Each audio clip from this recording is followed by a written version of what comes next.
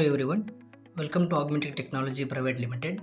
Today I am excited to introduce our one of the product, that is 8DIAIM. It's an 8-channel digital input and 8-channel analog input which is communicating with the Modbus, that is RS485. Here we have the module. In this module, here we have the power supply part. In this power supply we have the configuration as positive and negative, where we can provide up to 24 volt DC in any direction.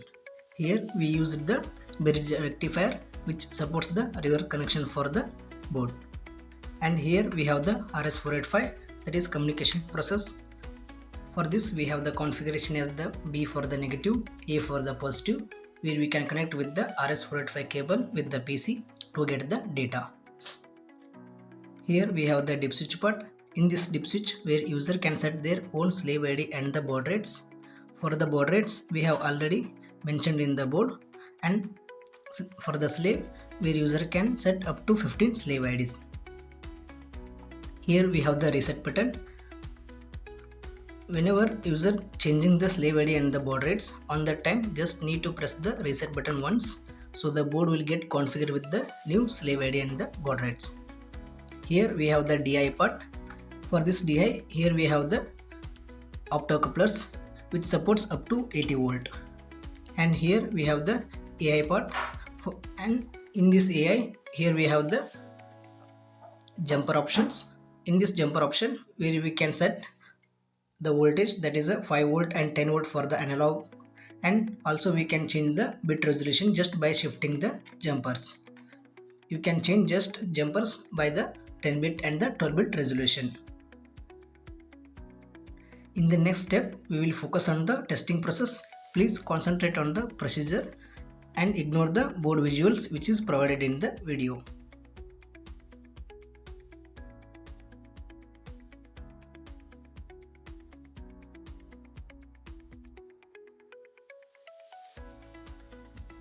In this video, we will only know about how to connect the power supply and how to connect the RS485 with the Modbus cable. Okay, here we have the power supply part. There we have mentioned in the board, that is positive and negative. Connect the power supply with the positive and the negative and provide the power supply. See here the LED turn on, that means power supply has provided properly. Then get to know how to connect the RS485 cable. Here we have provided the configuration as the B, that is for negative. Here I have connected the negative. A for the positive, I have connected the positive wire. So then connect this wire with the PC. Okay, this is the RS485 cable. So I am connecting this with the PC. Now we will connect the RS485 cable with the PC. So I have connected with the PC. Now open the device manager.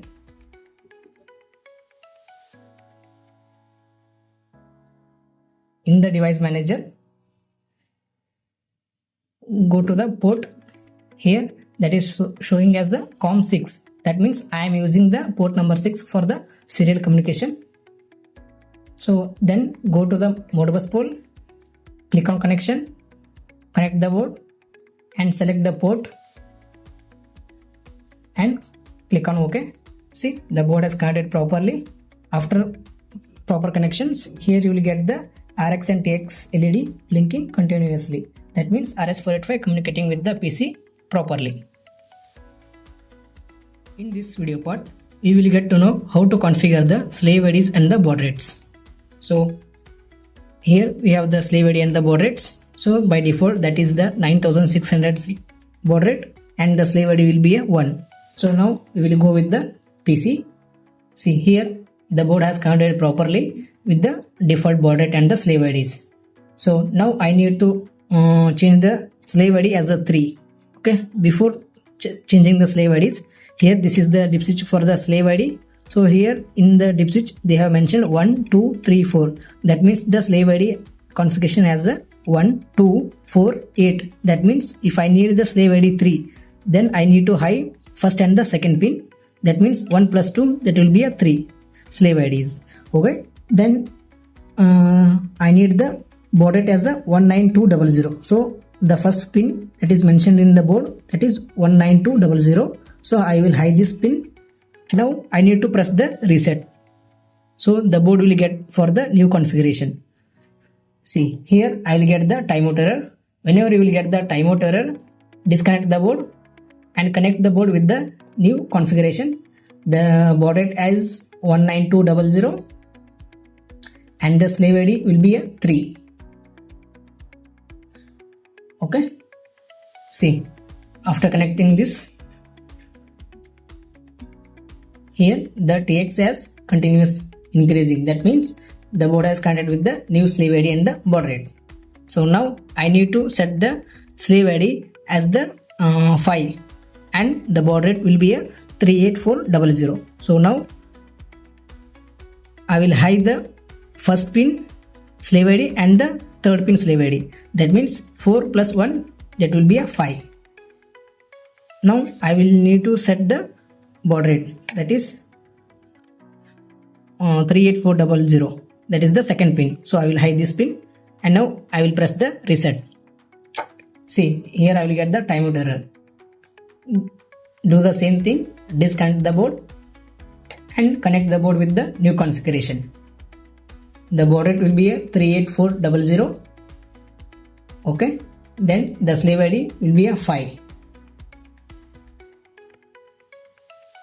See, here the board has connected properly with the new configurations as a slave ID 5 and the baud rate 38400. So now I need to set the baud rate as the 57600 and the slave ID will be a 15. So if I need the slave ID as the 15, then I need to hide the all slave ID pins. That will be a 15. Okay. Now I need to set the baud rate, that is for the 57600. Okay. Now I need to press the reset button. Here I will get the timeout error. Then disconnect the board and connect the board with the new baud rate and the slave ID. Here the baud rate 57600 and the slave ID will be a 15. See, the board has connected properly with the new slave ID and the baud rate. Now I need to set the slave ID as the same and the new baud rate, that is 15200. See, okay, 15200, that is the new baud rate. Just press the reset, disconnect the board and connect the board with the new baud rate, that is 15200.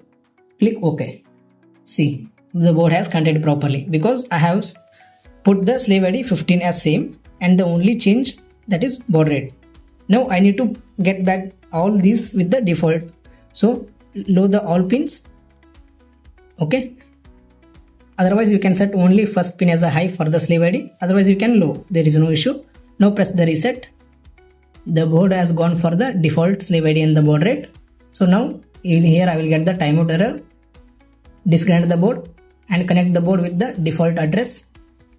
Baud rate is a 9600 and the slave ID will be a 1. See, the board is communicating with the properly for the default addresses. In this video part, we will get to know how to configure the 8AI. To configure this 8AI, we need a one male-to-male jumper. So here the board has connected properly with the Modbus. So here we have the male-to-male jumper, and also we need a one reference voltage, that is a 5 volt. And in this AI we have the 10-bit and 12-bit resolution provision, and also we have the voltage provision as a 5 volt and 10 volt. Just we shifting the jumper, we can change the bit resolution and also the voltage reference. Here we have the jumper part, so we can easily change the voltage reference and the bit resolution. So I am taking the 5 volt reference. This is my AI1, and take the reference and short with the AI1 positive. We need to short with only positive. Don't short with the negative. Here we have the positive.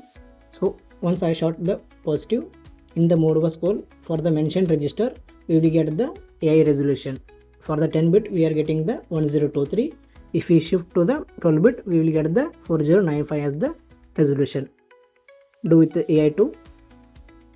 See, AI2 also we are getting the 1023. For example, if I shift the voltage reference to the 10 volt, I will get the half resolution.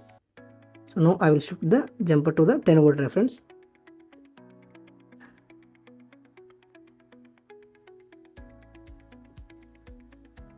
If I shift the jumper to the 10 volt reference, here I am getting the resolution as the 512. It will half the old reference. So in AI3, it's a 10-bit resolution. For the full voltage, we are getting the 1023. And for AI4, and also do with the AI5 and 6, 7, 8. So here that is the AI5, AI6, AI7 and AI8. Okay, for every analog input we are getting the full resolution for the 10-bit. Same you can do with the 12-bit also, and you can just change the voltage reference also, you will get the data. So this indicates the board is working properly.